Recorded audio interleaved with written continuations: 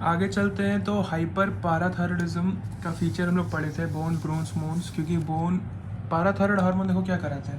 पाराथायरॉयड hormone तुम्हारा calcium बढ़ाता है खून में, तो कैल्शियम खून में बढ़ा रहा है तो कैल्शियम आ कहाँ से रहा है, तुम्हारा बोन को खा जा रहा है पाराथायरॉयड हार्मोन, क्योंकि कैल्शियम बढ़ा रहा है। बट इसका मतलब बोन एग्जैक्ट अपोजिट फीचर है, बोन्स बर्बाद कर रहा है, तभी वो बोन से जो कैल्शियम है वो निकाल के खून में तुम्हारे चढ़ा रहा है। तो पाराथायरॉयड हार्मोन कैल्शियम बढ़ा रहा था, तो वो फीचर्स भी था हाइपर पाराथायरॉयडिज्म, प्राइमरी हाइपर पाराथायरॉयडिज्म का। और इसमें भी हाइपर पाराथायरॉयडिज्म में भी प्राइमरी हाइपर पाराथायरॉयडिज्म आता है, सेकेंडरी हाइपर पाराथायरॉयडिज्म आता है, टर्शरी हाइपर पाराथायरॉयडिज्म आता है और सूडो हाइपर पाराथायरॉयडिज्म आता है। आते हैं हम लोग प्राइमरी हाइपर पाराथायरॉयडिज्म में।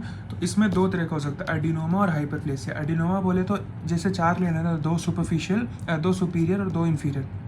सुपीरियर वाला फोर्थ आर्च से, थर्ड वाला और इन्फीरियर वाला थर्ड फेरेंजियल आर्च से। तो अगर एक इनलार्ज हुआ है ग्लैंड तो उसको एडिनोमा बोल रहे हैं। हाइपरप्लेसिया बोले तो चारों का इनलार्जमेंट हो गया है, ठीक है।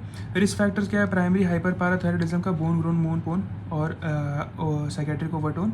और क्या है risk factor? Radiation exposure. Hyperparathyroidism primary का एक रिस्क फैक्टर है रेडिएशन एक्सपोजर। और मेन सिंड्रोम, मेन टू हम लोग पढ़े थे प्राइमरी एड्रेनल वो में भी, एड्रेनलिज्म में भी, तो उसमें भी हाइपर एड्रेनलिक फीचर है। मेन टू सिंड्रोम उसमें बहुत फेमिलियल एड्रेनल में जुड़ा हुआ है, ठीक है।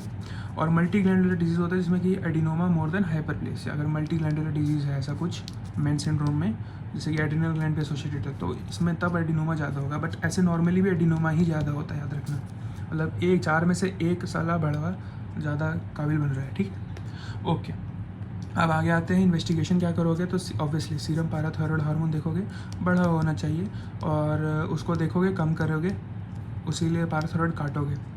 और serum calcium total and ionize दोनों बढ़ा रहेगा। सीरम कैल्शियम क्योंकि बोन का रिजॉर्प्शन हो रहा है, subperiosteal bone resorption, salt and pepper skull, pathological fractures, brown tumours etcetera. फिर सीरम यूरिन कैल्शियम भी बढ़ा रहेगा, ठीक है। फॉस्फेट भी बढ़ा रहेगा, urine phosphate, urine calcium. Serum phosphoryl जो है, यूरियल जो है वो घटा रहेगा, और कैल्सीट्रियोल बढ़ा रहेगा। क्योंकि कैल्शियम बढ़ा है तो कैल्सीट्रियोल याद रखना, विटामिन डी वाला जो फीचर है।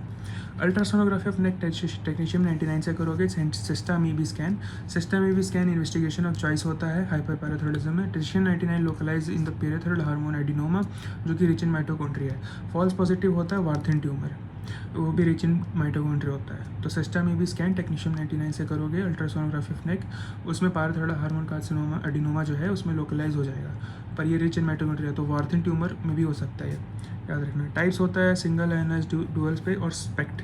स्पेक्ट मतलब single photon emission CT, single isotope dual phase, dual isotope subtraction imaging. फिर आगे आते हैं localization of adenoma. Sestamibi scan और अल्ट्रासोनोग्राफी से करोगे। 4